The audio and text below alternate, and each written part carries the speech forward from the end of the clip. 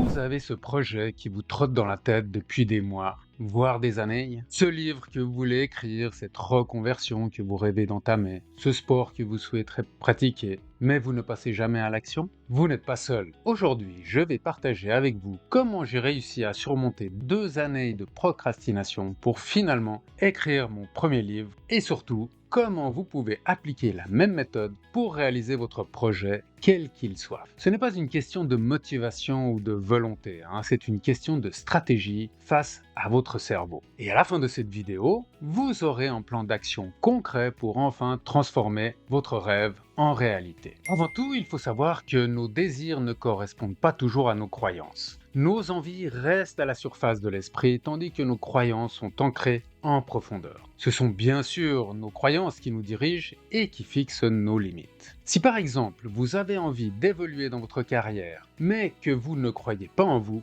il vous sera difficile de faire les bons choix. Vous n'oserez pas aller de l'avant. Vos croyances de ne pas être capable seront toujours supérieures à la force de vos envies. Quand on n'arrive pas à se lancer dans un projet, ce n'est donc pas un manque de motivation ou de la flemmardise, c'est une stratégie d'évitement de votre cerveau. Comme vous ne vous sentez pas capable au fond de vous ou que vous pensez que le projet est trop difficile à réaliser, votre cerveau vous freine, vous empêche de vous confronter à la réalité. Il faut donc prouver à votre cerveau que c'est possible, que vous en avez les moyens, que c'est à votre portée. Et pour ça, il faut travailler en profondeur pour changer vos croyances. Voyons maintenant comment faire, ou plutôt comment j'ai fait dans un cas précis et quelle stratégie j'ai pu en tirer. Il y a quelques années, j'ai eu envie d'écrire un livre sur ma méthode de gestion de l'énergie. J'avais créé cette méthode en 2010, on était en 2015 et j'avais déjà formé plusieurs milliers de personnes qui étaient ravies des bénéfices qu'elles ont obtenus.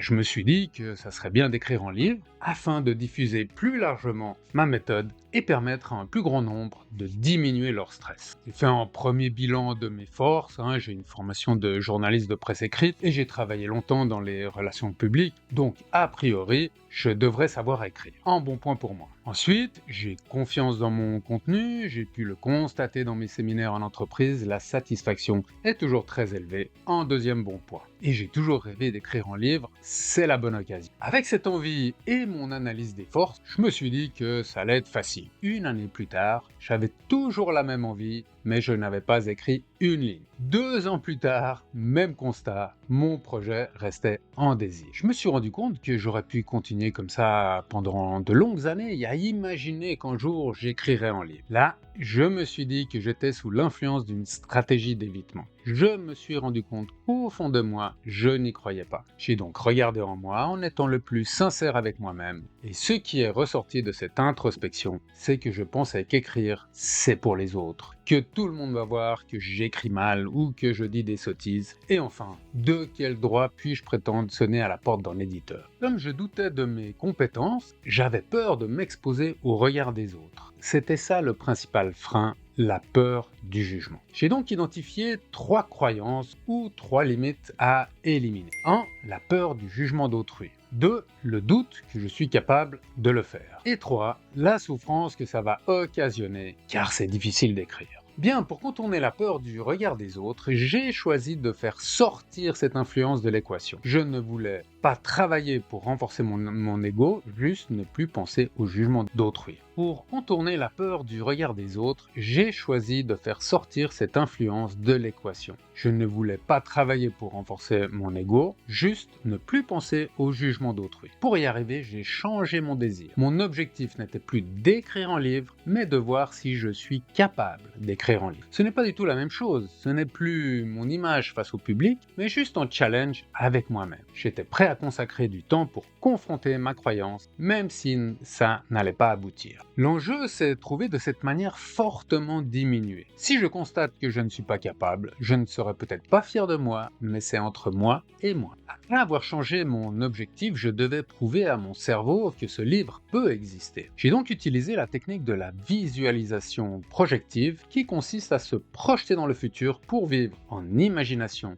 le moment du succès. J'ai donc vu, touché et senti ce livre avant même qu'il n'existe. Je faisais régulièrement des méditations sur ce thème et petit à petit, mon cerveau a intégré la possibilité de ce livre. C'est la même technique qu'on utilise pour le coaching mental en sport de compétition, hein. Les athlètes visualisent le succès, ils se voient remporter la coupe ou la médaille afin d'éviter un maximum les freins inconscients, les doutes ou les peurs. Ces visualisations m'ont permis de me mettre en mouvement et j'ai commencé à travailler sur la structure du livre. Qu'est-ce que je veux dire? Comment le dire? Quelles informations donner et dans quel ordre? Grâce à ce travail, j'ai pu construire une table des matières détaillée et me rendre compte que je me sentais capable de réaliser chaque chapitre. Cet exercice m'a permis de décomposer le résultat final en une série d'étapes spécifiques, toutes réalisables. Cette prise de conscience a fait tomber le deuxième écueil, qui était que je ne me sentais pas capable. Vous savez, le cerveau a besoin de preuves concrètes pour se sentir capable, sinon il penche vers le doute, il exagère la difficulté. En observant que je pouvais écrire chaque chapitre, chaque petit objectif qui allait construire le résultat final, j'ai donné une information concrète et factuelle